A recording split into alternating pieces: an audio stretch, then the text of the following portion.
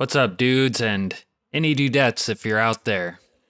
People have already started putting out their patch 42.1 commentaries, but I haven't necessarily seen them talk about the things I consider important. And because people kinda went after me for being too much of an asshole before, I'm gonna keep things a little more Switzerland-esque here and give a more neutral update to the update. Which is kinda easy if we're being honest, because the Indie Stone has apparently fixed all of the things I was harping on before, and also made some changes that I found pretty good. The first thing that sticks out to me with this patch are the optimizations. The game feels much smoother now. As far as I could see in the rather girthy batch of patch notes, they didn't mention much in the way of optimizations other than an absolutely massive upgrade to UI rendering and fixes for AMD users. Anyway, I don't know if it's just a placebo or something, but because the UI rendering is no longer limited to 30 FPS and actually goes up to 120 FPS, not only does the UI feel so much better, but the rest of the game somehow seems to feel so much more responsive too. Even my character seems to move faster. As soon as I start inputting something, it seems to start happening. It's great. While the UI itself doesn't feel like it's stuck in Windows 95 anymore, which is also great. But speaking of the UI, the crafting UIs have received some love too, and have been recalibrated to be more user-friendly, while also getting adjustable boxes that aren't as stupidly huge as they were before. The next thing that sticks out to me is the combat changes, both melee and guns.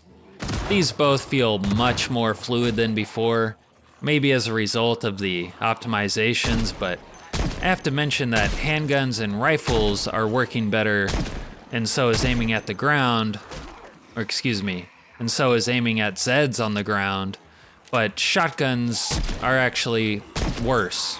Some have mentioned that the experience gain from shotguns is no longer based on pellets, which is a nerf to experience gain, but the real problem here is that the shotgun now misses a lot more than before, and more than the other guns, which potentially makes shotguns the worst gun of them all, and no longer preferential for leveling. This is apparently because its minimum range has been made 3 tiles, which means as Zomboids come too close, hit chance is actually reduced. Now this is actually a higher value for shotguns than it is for rifles and handguns, which is why they're better and the shotgun is worse, but this kind of feels wrong, and I don't suspect it will be kept long term because it simply isn't realistic for the shotgun to be worse at close range compared to the other options. And so it kind of just feels bad to use the shotgun right now, while the others, which weren't doing too bad before in build 42, actually feel even better. But I'd like them all to feel good. I just guess we can't have everything all the time, all at once, can we?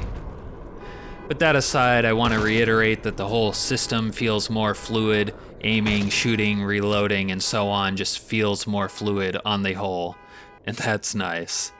Now, speaking of melee, there has been a fix to the targeting issues, but there are still targeting issues. Now, the content creator Retinaru kind of addressed this fix in depth, and while the fix is a decent attempt by the team to improve the targeting issue situation, I have to say that the targeting issue situation is still a targeting issue situation. It's just a little bit different now. And the fact that I'm hitting Zeds with a rock from like spear range feels uncanny and wrong. So I suspect we'll be back at the drawing board with this one soon enough.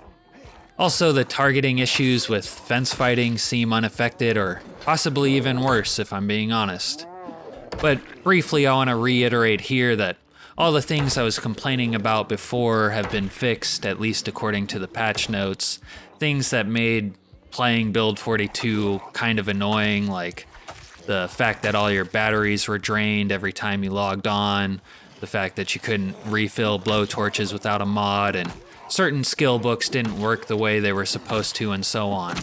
Apparently, that's all been fixed, so that's good and should make Build 42 more playable for those interested in playing it, and especially for those interested in the crafting system.